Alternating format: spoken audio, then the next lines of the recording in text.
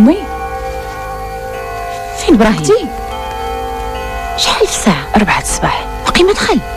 غير رجعي كملي عسكا أمي. اش غادي يقول سيدي سلام إلا ساق الخبار؟ وما عنده ما يقول أمي، مبقى عنده شغل لا بينا ولا بهاد الدار، عايش مع مرته تاني يوم خلينا فهمنا.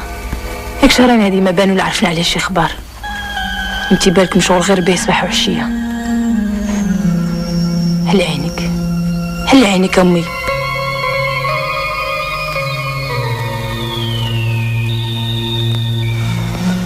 فين درتي الند؟ إبراهيم تيكمي في بيت بوه الله يهديه، عييت معاه.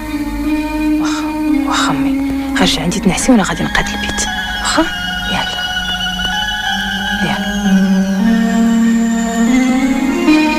طيب يماها ديريها تحت فراشة تسخني. سيدي سلام براد.